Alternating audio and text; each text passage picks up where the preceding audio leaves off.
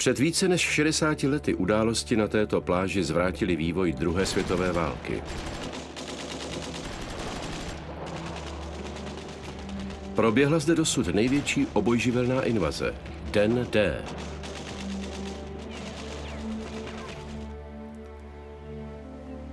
Tohle je pláž Dior v Normandii. Od 6. června roku 1944 je však známá pouze pod krycím jménem pláž Omaha. Stala se symbolem všech podobných vylodění a historie ji označuje za místo velkého vítězství. Nový výzkum však ukázal, že to byla spíše katastrofa. Němci se bránili daleko urputněji, než se očekávalo. Masivní letecký útok, který je měl smést, naprosto selhal. Pro jednotky pověřené touto misí se pláž proměnila ve smrtící zónu.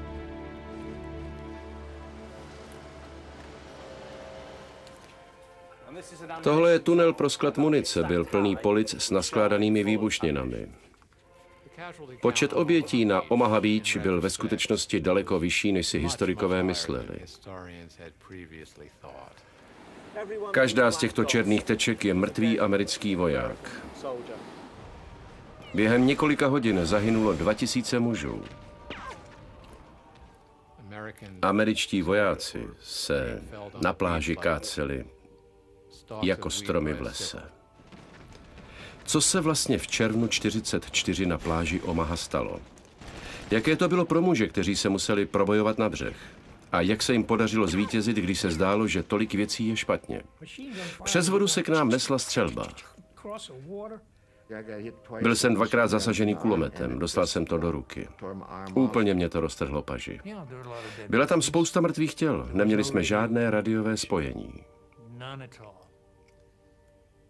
Vůbec žádné.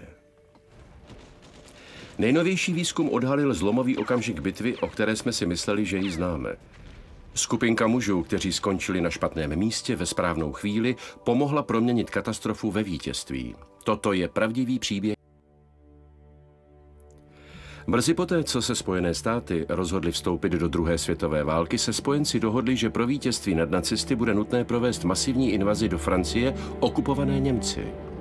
První plány na Den D začaly v březnu roku 1943. Operace dostala krycí název Overlord. Měla to být společná mise britských, amerických a kanadských vojsk a dosud největší obojživelná invaze. Útok spoléhal na moment překvapení a ničivou palebnou sílu. Velká část vojenské síly pocházela ze Severní Ameriky.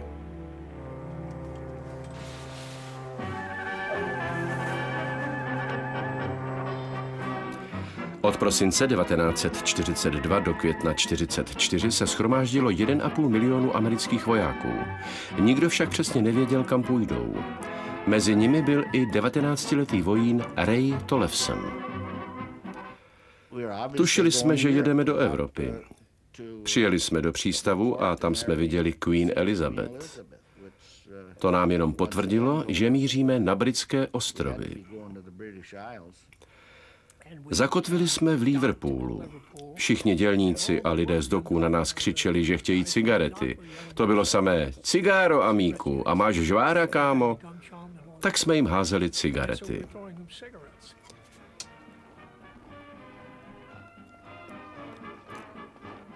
Pak jsme nastoupili na vlak a jeli jsme do Bute v Cornwallu.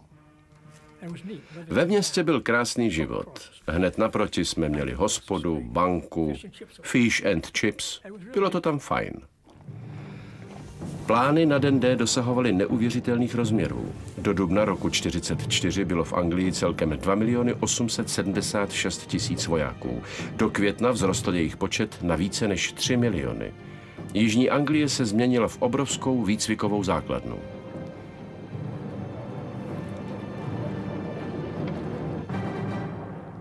Na invazi v Den D se vzpomíná jako na jedno z nejvýznamnějších vítězství druhé světové války. Podrobný výzkum událostí onoho slavného dne však ukazuje, že útok na pláž Omaha téměř skončil katastrofou, která ohrozila úspěch celé akce Dne D. Historik Simon True učí na Královské vojenské akademii v Sandhurstu a je odborníkem na Den D. Snaží se přijít na to, jak se podařilo odvrátit hrozící porážku. Spojenecká invaze do Normandie měla otevřít širokou frontu podél pobřeží Calvados na spodním konci poloostrova Cotentin. Táhne se do šířky 80 kilometrů. Byl to ambiciózní plán. Spojenci chtěli vylodit 130 000 mužů na 5 různých plážích. Britové chtěli zachovat moment překvapení. Američtí stratégové chtěli dost času na letecké bombardování. Invaze do Normandie je výsledkem kompromisu. Celá ta věc byla výsledkem kompromisu. Když Britům předložím nějaký vojenský problém, nejen obojživelnou operaci, ale jakoukoliv vojenskou situaci, přijdou s nějakým řešením. Když předložím zcela stejný problém americkým vojenským vůdcům, navrhnou zase úplně jiné řešení. A když je všechny vezmete, postavíte na stejné bitevní pole a necháte je, aby vymysleli plán, výsledkem bude nějaký kompromis. V Británii vojáci z operace Den D procházeli tvrdým výcvikem, který měl zvýšit jejich fyzickou kondici. Každý den bez výjimky jsme měli nějaký rychlý pochod nebo jsme běhali tak 10-15 kilometrů. To byla běžná rozcvička. Elitní američtí důstojníci, Rangers, absolvovali speciální výcvik pro přísně tajnou misi. Mezi 1,5 milionem amerických vojáků v Anglii bylo pouze 1000 těchto důstojníků. Právě oni však stáli za vítězstvím na pláži Omaha.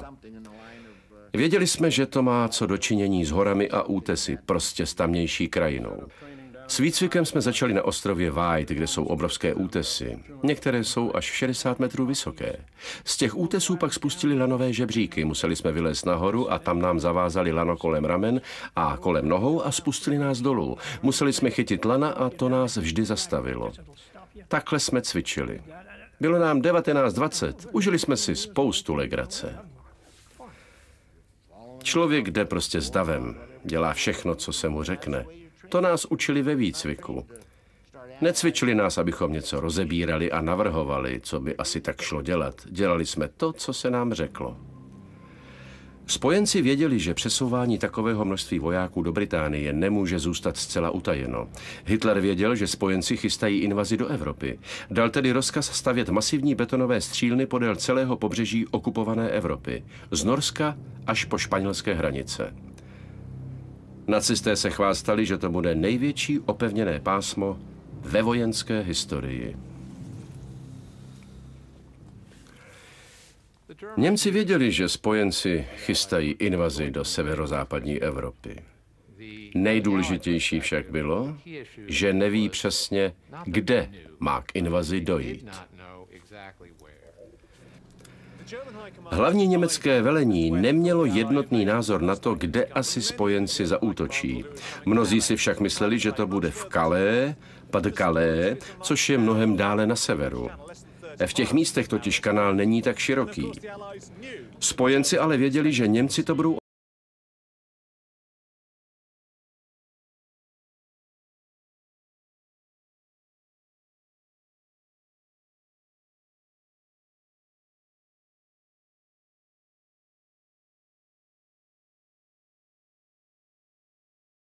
z pobřeží se spouštěly přivázané makety lodí. Uvažovali jsme následovně. Když dokážeme udržet přípravy na Den D v tajnosti, Němci nebudou připraveni bránit se v místě útoku. Na tom byla operace založená. Pomocí tajných agentů britská tajná služba MI5 posílala Němcům falešné zprávy. Informovala je o údajných amerických vojenských jednotkách na jihovýchodě Anglie, které se připravují na invazi do Calais přes nejužší místo kanálu La Manche. Tyto jednotky neexistovaly, ale Němci byli o jejich existenci přesvědčení. Triky spojenců skvěle zabrali. Dokonce i po začátku operace Dne D si německé velení myslelo, že spojenci zaútočí někde jinde. Byli o tom tak přesvědčení, že když začalo vylodění v Normandii, to znamená skutečná operace Den D, měli za to, že se jedná o trik. Mysleli si, že je to má zmást a odvést pozornost od útoku, ke kterému dojde někde jinde. Ten plán fungoval skvěle. Ovšem pokud ten plán byl tak dobrý, proč byla invaze do Normandie tak krvavá? Proč bylo na pláži Omaha víc obětí než u všech ostatních vylodění dohromady? Spojenci se připravovali na útok na méně sledované a chráněné normandské pobřeží. Nevěděli, že situace na pobřeží se brzy změní a že tato změna bude mít katastrofické důsledky pro jednotky na pláži Omaha.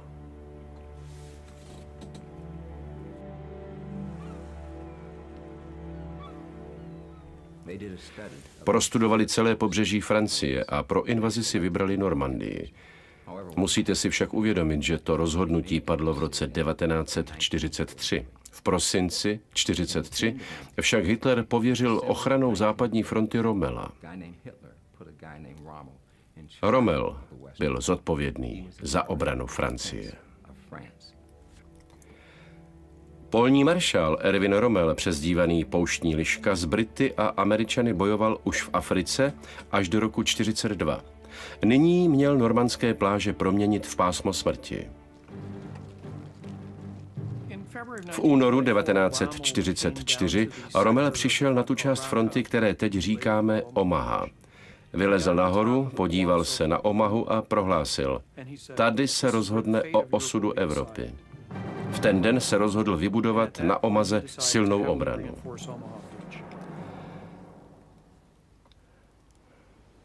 Změnil způsob vedení obrany. Začal všude lít beton. Stavěl bunkry.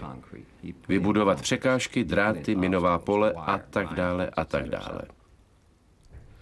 Když se rozhodovalo o vylodění v Normandii, nebylo pobřeží zdaleka tak dobře chráněné jako o rok později. Z pláže Omaha se nyní stala oblast posetá německými pevnostmi. Mnohé z nich byly ukryty v podzemí. Po válce bylo mnoho krytů zasypáno, ale dodnes se v nich dá najít klíč k tajemství tohoto slavného dne. Nedávno byl jeden takový kryt nalezen pouze několik kilometrů na západ od pláže Omaha. Vojenský nadšenec Gary Stern objevil rozsáhlý muniční sklad blízko vesnice Grand Camp Macy. Od konce války byl pohřbený pod zemí a když byl po 60 letech znovu objeven, byla z toho senzace. Jenom abyste si představili velikost zbraní, které tu byly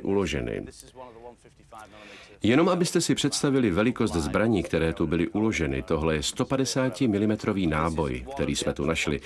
Tohle ještě není vybuchlé, takže musí jít někam do velké díry a zneškodní se. Je to jenom ukázka toho, co jsme tu našli. Stern strávil zkoumáním místa několik měsíců. Zatím našel 6 velkých stanovišť pro německé palebné zbraně. Přestože kryt leží několik kilometrů ve vnitrozemí, podle Sternovy teorie zbraně z Macy pálily na útočící jednotky na pláži Omaha.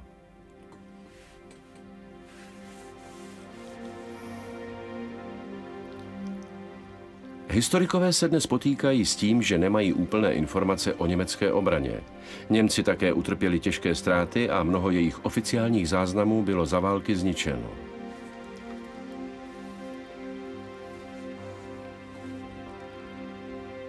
Historik Simon True se snaží zjistit, zda nový objev v Macy pomůže vysvětlit, proč na pláži Omaha padlo tolik mužů.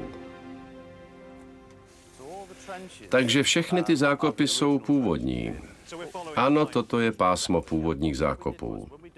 Jeho výzkum ukázal, že velká část bunkru v Macy byla vybudována v mezidobí od začátku plánování dne D v roce 1943 do invaze v roce 1944.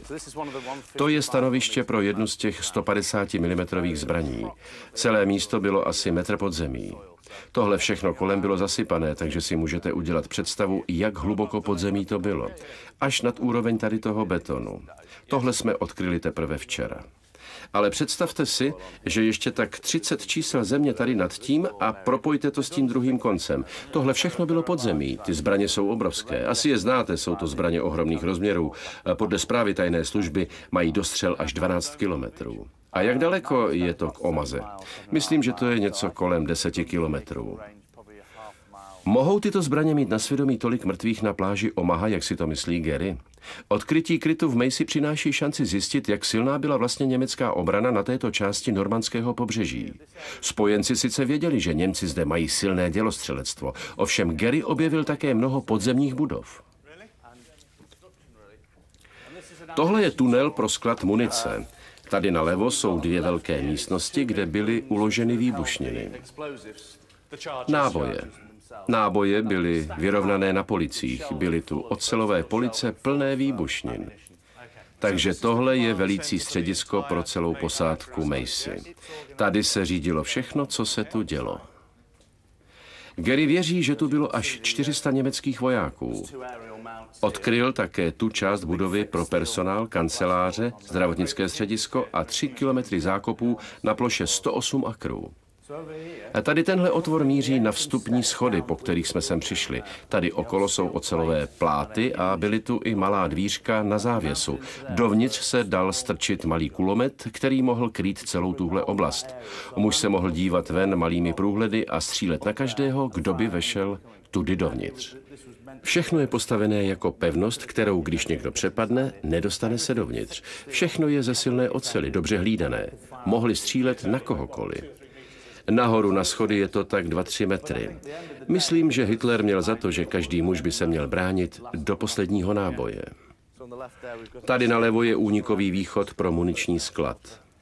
Naleziště v Macy dokládá, jak silnou obranu Rommel za dobu svého velení v Normandii vybudoval. Simon však nevěří, že za nečekaným počtem obětí na Omaze stojí právě Macy. Mělo sice silné zbraně, ale ty by až na Omahu nedosáhly.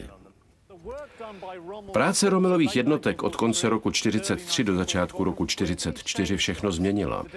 Když přišel den D, obrana dolní Normandie byla daleko silnější než o pár měsíců předtím.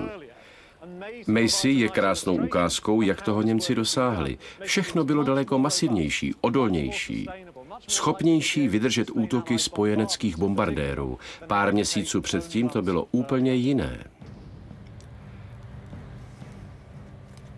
Když se blížil den D, muži připravovaní na největší vojenskou operaci v dějinách byli převáženi do přístavů podél jižního anglického pobřeží.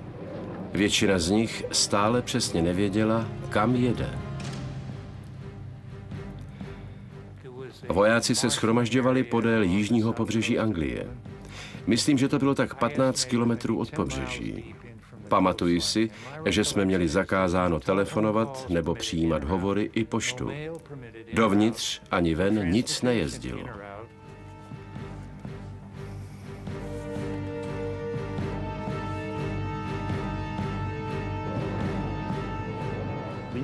Věděli jsme, že pojedeme někam do Francie nebo do Nizozemí. Jeli jsme na takzvanou druhou frontu. Věděli jsme, že to máme vést, že budeme v první línii. Nepamatuji si, že by kdo kdy někdy řekl, nechápu, proč to děláme. Prostě jsme věděli, že jdeme do boje. Myslím, že jsme byli takoví pitomci, že jsme se na to i těšili. Aspoň mnozí z nás. Ptáte se, báli jste se lézt na skály? Měli jste strach z invaze? Nebo báli jste se toho a toho? Prostě jsme do toho šli. Byla to otázka loterie. Někteří přežijí, jiní ne. Američtí vojáci však netušili, že jich zemře daleko víc, než při jakémkoliv jiném vylodění. O důvodech krutých ztrát se však stále vede bouřlivá diskuze. Někteří historici dodnes věří, že to bylo kvůli selhání ve spojenecké tajné službě. Na konci dne D se zjistilo, že zajatí němečtí vojáci patří k 352. pěší divizi. To bylo překvapení, protože o této divizi se v žádných zprávách tajných služeb nepsalo. Do 352. divize patřily jednotky polního dělostřelectva. Otázky zní, přispěly tyto jednotky k masakru na pláži Omaha? Tato německá mapa byla zabavena po operaci. Nedávno však byla nalezena v amerických národních archivech. Někteří ji považují za klíč ke krveprolití. Jedním z důvodů vysokých amerických ztrát bylo to, že Němci tam měli daleko více dělostřelectva, než americká armáda předpokládala. Nečekali také, že tam bude i 352. pěší divize. Nečekali, že tam budou mít své dělostřelectvo. Tato divize měla celý regiment dělostřelců. V blízkosti pláže měli na 30 tun munice. Záloga věří, že dělostřelecké jednotky zvýšily německou palebnou sílu. Němci mohli zaútočit na jakoukoliv část pláže ze vzdálenosti několika kilometrů ve vnitrozemí. Všechny tyto malé čtverečky se jmény jsou pomůckou, kterou dělostřelci používali, aby dokázali rychle a přesně zamířit. Když nadešel den D, pozorovatelé na opevnění mohli jenom říci, potřebuju 10 dávek munice nebo 100 dávek munice na tohle a tohle místo. Bylo to velmi rychlé a efektivní a pro americké vojáky na pláži smrtící. Simon True však věří, že k vysokým ztrátám mezi 4 a 30 tisíci vojáky na Omaze přispěla samotná pláž. Během dne D bylo na pláži asi tak 600 německých vojáků v první línii a přibližně 1400 posil. Dohromady to bylo tedy 2000 mužů. Němci byli celkem slabí, byli však velmi dobře vyzbrojeni a důležité je, že měli výhodnou pozici. Ze skal a útesů nad pláží Omaha měli skvělý výhled a mohli dobře mířit. Celou oblast proměnili v zónu smrti. Malá chyba tajných služeb by mohla mít za následek tisíce dalších obětí, spíše než několik set padlých na Omaze. Právě tyto vysoké skály měly být klíčem k útoku na pláž Omaha. Na druhé straně kanálu se američtí vojáci připravovali na vylodění. Neměli ani tušení, že na konci dne D budou tisíce z nich mezi padlými. Myslím, že to bylo 1. června. Stále jsme ještě nevěděli, kam pojedeme. Naložili nás do aut a pamatuji se, že to byly 2,5-tunové náklaďáky. Odvezli nás do přístavu. Bylo to ve Weymoutu. Nalodili jsme se a odjeli jsme k velitelské lodi. Pořád jsme netušili, kam vlastně jedeme. Eisenhower vydal rozkaz, že invaze se má zúčastnit 7 000 lodí a 350 000 mužů. Chystalo se několik milionů dávek munice. Plánování skončilo. Začala invaze do Evropy. V naší řadě jsem napočítal 147 lodí, které se plavily přes kanál. Na levé straně byl další konvoj lodí, který se táhnul od horizontu k horizontu. A to samé bylo na druhé straně. Ten počet byl neuvěřitelný. Vždycky říkám, že to bylo jako stlačená pružina. Nás tehda ale nemohlo nic zastavit.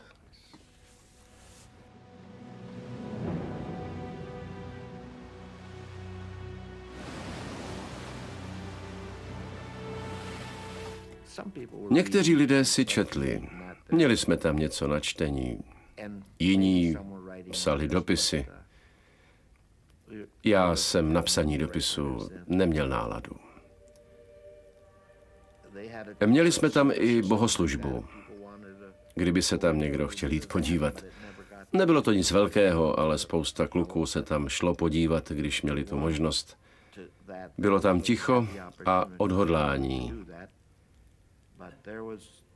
Všichni jsme věděli, že je to sázka do loterie a že někteří z nás tam zůstanou.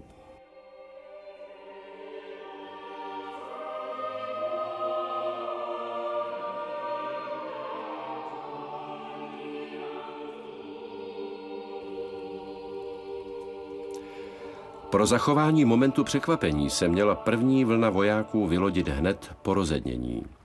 6. června 1944 byl však při rozednění odliv. Ten vojákům přidělal nečekané problémy. Vylodit se musíte, když je příliv, jinak skončíte na otevřené pláži a od břehu vás dělí stovky metrů písků. Nahoře na pláži je dlouhé pásmo útesů, které jsou až 30 metrů vysoké. Pásmo se táhne 6 až 7 kilometrů podél pobřeží a pro Němce to byla ideální obranná pozice. Také si všimněte, že pláž je zvlněná. To znamená, že musíte střílet z boku a vaše střely poletí hrozně dlouho, než něco vůbec zasáhnou. Američané tu tedy byli ve velmi obtížné pozici.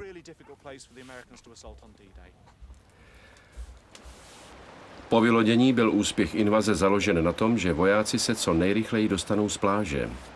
Rommel měl zase v plánu co nejdéle je tam udržet. Během dnů před dnem D nechal kolem pláže nastražit tisíce výbušnin, kovových zátarasů a protitankových min. Jejich účelem bylo rozmetat plavidla, zpomalit vojáky a udělat z pláže smrtící zónu. Nejvíce vojáků zemře na pláži. Tam vždy je a bude nejvíce mrtvých. Cílem je tedy dostat se z pláže, jak nejrychleji to jde. Řekli nám, všichni Rangers na svá stanoviště. Museli být tak 4 hodiny ráno. Takže jsme se nachystali a šli jsme na stanici, kde nás přidělili do zvláštní lodi.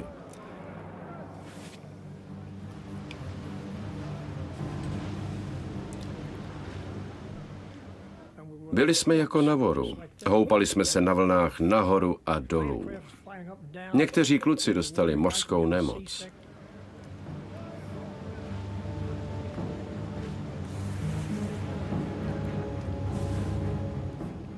Valila se přes nás voda a my jsme se tam mačkali v helmách a v plné polní.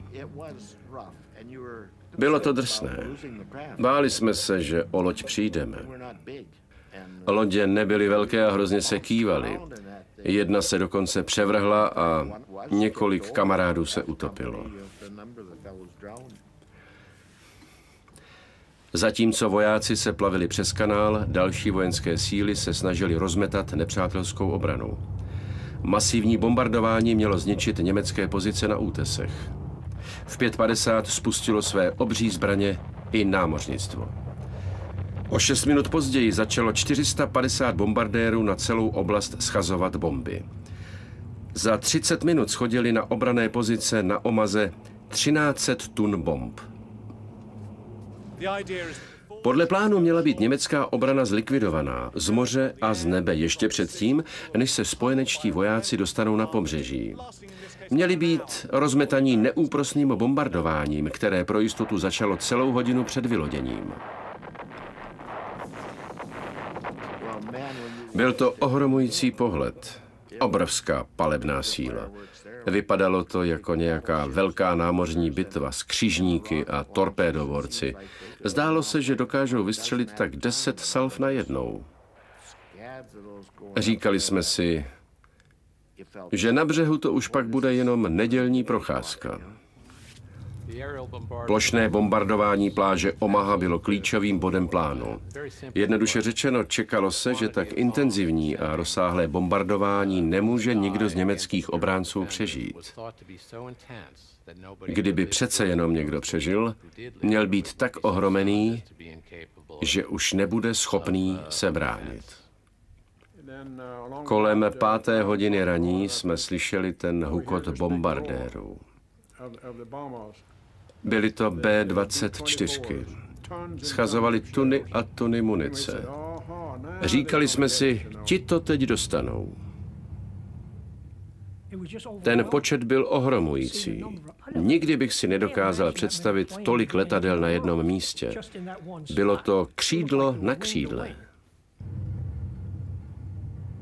Bylo to nejrozsáhlejší plošné bombardování, k jakému kdy došlo. Jeho úspěch však ztroskotal na jediné věci. Na přesnosti. Mezi takzvané doktríny Spojených států patřila přesnost bombardování. Rádi o tom mluvili a chlubili se, že z výšky 6000 metrů trefí bombu přímo do sudu. Tady se takové přesnosti ani zdaleka nepřiblížily. To ráno, kdy došlo k invazi, bylo pobřeží Normandie jako v ohni. Od horizontu k horizontu všude se střílelo. Bylo to nepřetržité bombardování, které nikdo nemůže přežít. Tedy aspoň se to myslelo. Když jsme se dostali ke břehu, viděli jsme, že je to jinak, ale už nebylo cesty zpět. Američané potřebovali přesně mířené bombardování jako za dne. Na bombardování pláže jim dali jenom 30 minut, nebo vlastně ještě méně jak 30 minut. Problém bylo, že se netrefili.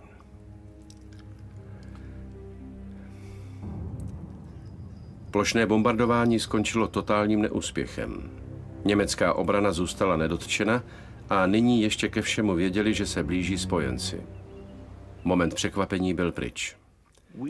Řekli nám, že oni budou bombardovat pláž a útesy. Co my víme, tak to neudělali. Nemám ponětí, kam ty bomby schodily nebo co dělali, ale když jsme se tam dostali my, tak Němci už tam na nás čekali.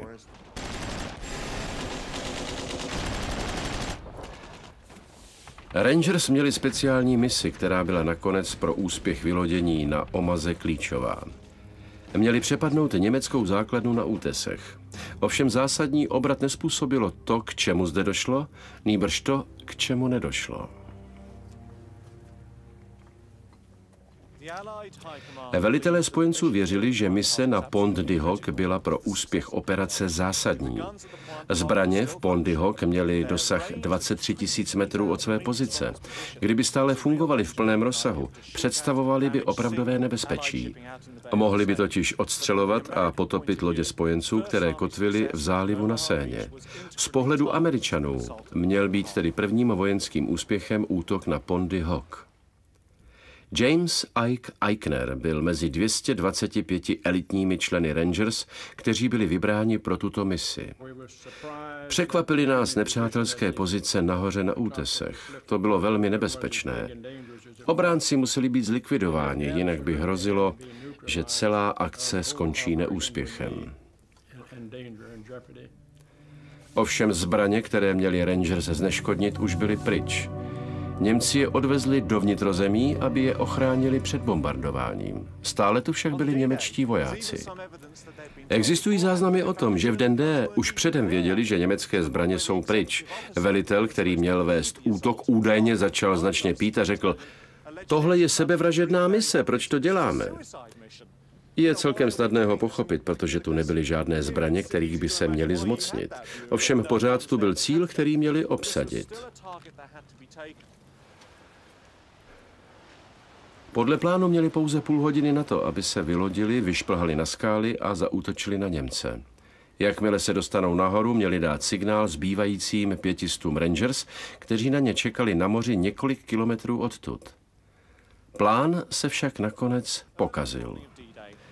Na začátku operace Rangers směřovali k pobřeží, k Pont du Hoc, jak si mysleli. Kormidelníci však udělali chybu v navigaci, kterou si však uvědomili, až když se přiblížili k pobřeží.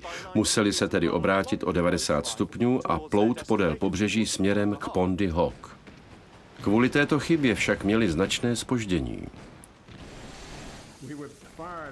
Když jsme se blížili, už po nás stříleli. To nebylo žádné překvapení, protože nepřátelé měli celých 30 minut na to, aby vylezli z podzemních bunkrů. Byli nahoře a házeli na nás ruční granáty a stříleli přímo dolů. Ze všech stran na nás pálili, takže jsme museli vyrazit. Lana byla spálená a zamotaná. Některá se rozcupovala, rozvázala. Němci nám několik lan odřezali. To tedy nebylo moc fér. Hned přede mnou šplhali na laně dva kluci. Začal jsem asi 15 metrů pod nimi.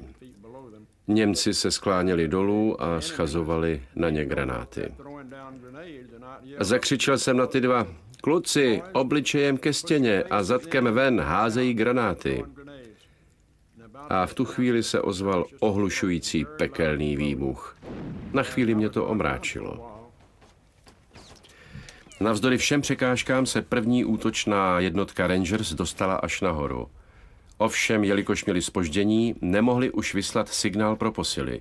Nic nešlo podle plánu, ale ten neodeslaný signál nakonec pomohl dovést útok na pláži Omaha k vítězství.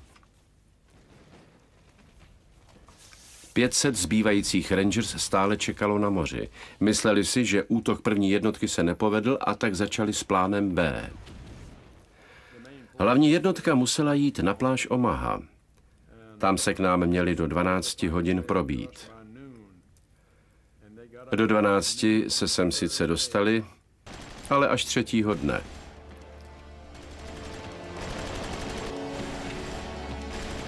Německá obrana na pláži Omaha zůstala zatím nedotčena. Muži na souši nyní platili za neúspěch spojeneckých bombardérů. Představte si ten šok. Řeknou vám, že uvidíte tu největší demonstraci síly na zemi a pak dorazíte ke břehu a tam jsou všichni naživu. Všichni nepřátelští vojáci byli naživu a připravení. Byl to krvavý den. Velice krvavý den. Když první američtí vojáci dorazili na pláž Omaha, narazili na stěnu německé palby. Před nimi bylo 300 metrů otevřené písčité pláže. Jakmile se vylodili, ocitli se na přírodní střelnici. Byli na otevřené pláži vystavení zcela na pospas nepřátelské palbě. Neměli se kam skrýt.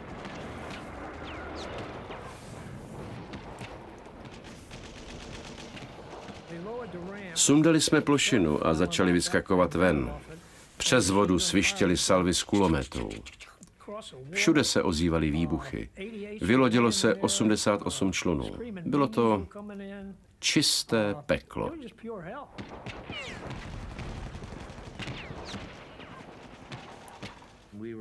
Dostali jsme spoustu přímých zásahů z kulometů i z kanónů. Pak spustili rampu a kluci, kteří vyskakovali jako první, to hned dostali.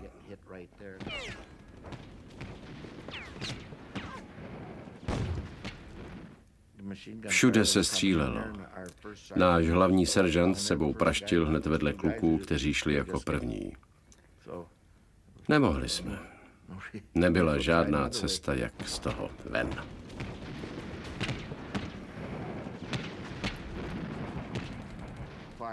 Já jsem byl na pravé straně, tak jsem vyskočil ven. Všichni ostatní taky vyskakovali ze strany lodi. Nechtěli nikam utíkat. Před něčím takovým nemělo smysl utíkat. Neviděl jsem, odkud se střílí. Nebyly vidět žádné záblesky z hlavní, žádný kouř. Věděli jsme jenom, že to míří na nás, ale nevěděli jsme odkud. Nejvíc mě překvapilo, že tam nebyly žádné krátery po bombách. Kde byly? Všude kolem leželo spousta našich kamarádů. Neměli jsme se kam schovat. Byl to naprostý masakr. Toto je fotografie pořízená při leteckém průzkumu. Je to focene z amerického letadla, které kolem poledne letělo podél celé pláže Omaha od západu na východ. Takže takhle to vypadalo kolem 12. hodiny. Strašné je, že všechny tyhle malé tečky, to jsou lidská těla. Vidíme tu mrtvé, raněné. Můžeme je od sebe rozeznat. Například tady je malá skupina mužů, kteří byli pravděpodobně vytaženi na kraj pláže do relativního bezpečí vodní stěny. Vidíme, že leží kolmo. To jsou zranění, kteří byli vytaženi na pláž, aby byli trochu chráněni před nepřátelskou palbou. Daleko více těl je však rozeseto podél hranice přílivu. Tito mladí muži leží rovnoběžně s vodní linií. Vyvrhla je sem voda při přílivu. Každá černá tečka je jeden mrtvý americký voják. Na téhle malé fotografii výseku pláže Omaha je přes 100 mrtvých mladých Američanů. Leží podél hranice přílivu. Kdybychom chtěli dát dohromady celou mozaiku na pláži Omaha, potřebovali bychom mnoho takových fotografií vedle sebe. Mnohé z nich by vypadaly podobně. Můžeme si z toho představit, jakou oběť Američané přinesli, když se snažili prolomit obranu na Omaze. Stovky a stovky mrtvých podél celé pláže. Když jsem dorazil na pláž, byli tam mý kolegové Jim a Joe Daniels. Joe Daniels měl několik průstřelů.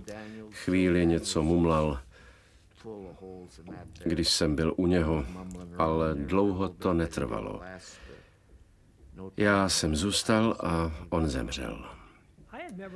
Nikdy předtím jsem neslyšel německý kulomet. Americké automaty jsou jako... Ale německé to bylo jako... Stříleli hrozně rychle. Vylodění v den D trvalo pouze něco přes hodinu a už se zdálo, že úspěch je nemožný. Byl jsem dvakrát zasažený, dostal jsem to do ruky. Úplně mi to roztrhlo paži. Odhodilo mě to zpátky do vody. Nic mě nebolelo, jenom vlastně jsem ani nevěděl, co se stalo, dokud jsem se nepodíval dolů a viděl svou ruku, jak tam visela a srčela z ní krev. Myslel jsem si, že nevydržím ani minutu, že úplně vykrvácím. Útok na pláž Omaha stál mnoho životů. Původní oficiální zprávy uváděly 2000 padlých, zraněných a pohřešovaných. Bylo to více než na všech ostatních plážích dohromady. Masakr při operaci Dne D však dosáhl takových rozměrů, že mnoho let nebylo možné dojít k přesnému číslu. Až dnes se ukazuje, jak krvavá bitva na pláži Omaha vlastně byla. Joe Balkowski je historikem 29. pěší divize americké armády. V žádném případě se nepředpokládalo, že obětí bude tolik. Od 6:30 do 6:30 ráno se američtí vojáci na pláži Omaha káceli jako stromy v lese. Bylo to během první hodiny invaze. Joe prostudoval stovky oficiálních dokumentů o dni D. Je přesvědčen, že skutečný počet obětí na pláži Omaha je dvakrát vyšší, než jsou původní odhady. Na pláži Omaha padlo daleko více mužů, než historikové původně mysleli.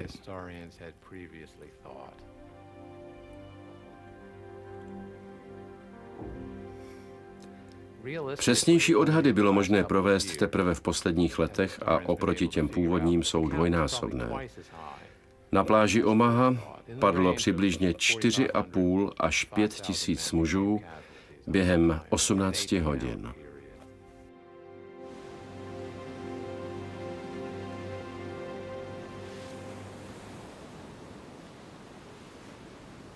Pláž Omaha se proměnila v krvavá jatka.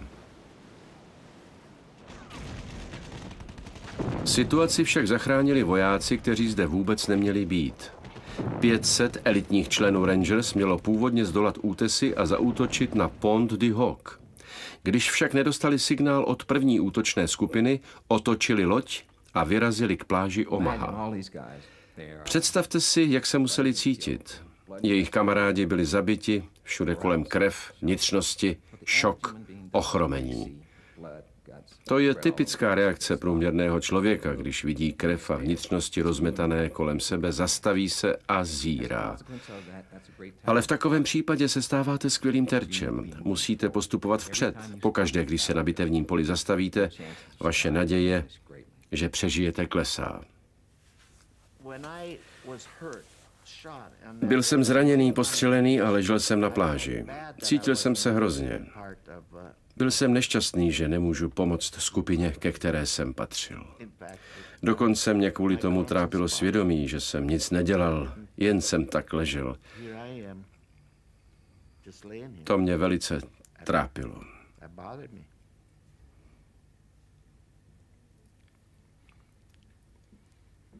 Že jsem nic neudělal. Bylo tam hodně mrtvých těl, spousta výstroje a zničených vozidel. Pláž byla úplně ucpaná. Nedalo se tam hýbat. Neměli jsme žádné radiové spojení. Žádné. Naprosto žádné. Takže jsme byli na špatném místě. Nějak jsme se tam dostali, ale nevěděli jsme, proč tam jsme a nemohli jsme jít tam, kde jsme být měli. V tuto chvíli však přišel zázračný obrat. Jednotka elitních amerických Rangers, přesunutá z Pondy Hoc, přijela na pláž a ocitla se tak na špatném místě, ale ve správnou dobu. Pomohli přeměnit hrozící porážku ve vítězství.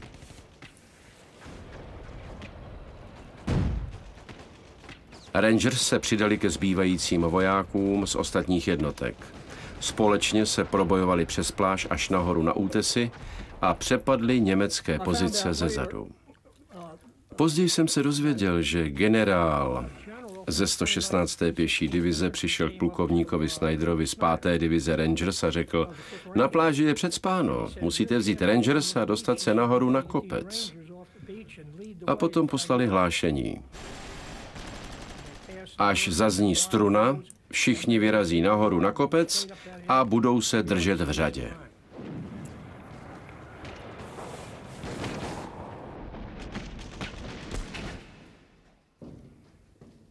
Doktor Simon True je přesvědčen, že útok této skupiny mužů byl klíčovým faktorem, který nakonec vedl k vítězství. Příjezd 500 elitních Rangers na tuto část Omahy způsobil v bitvě zásadní obrat.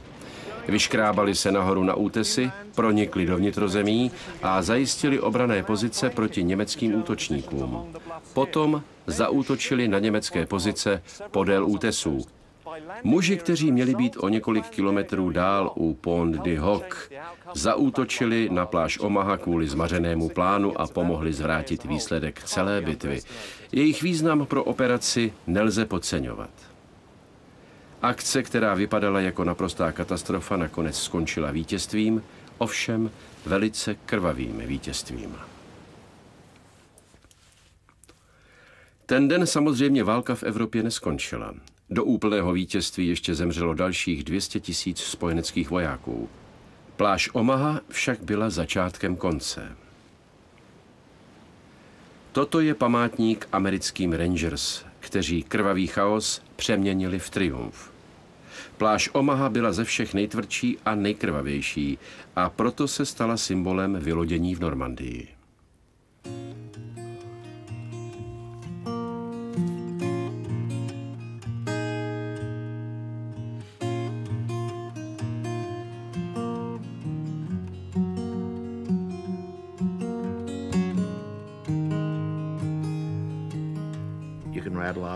Mohl bych uvést spoustu jmen. Seržant Biddle z Filadelfie, Daniels. Daniels měl pořád nějaké problémy. Pořád musel dělat rajony. Pořád něco dělal. To, co neměl. Ale když umíral, mumlal něco o své matce. Věděl jsem, že to má spočítané. Na takové momenty nikdy nezapomenete. Pak tu byl Ed Sova, náš seržant. Joe Rafferty, kapitán, ten tam je taky.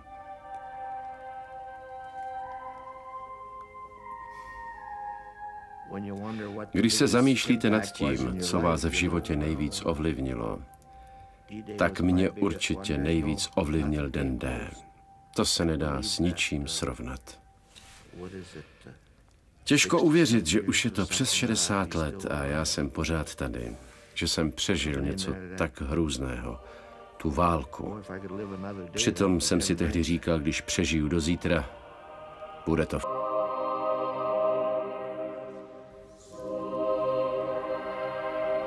vyrobila společnost SDI Sun Studio v roce 2008.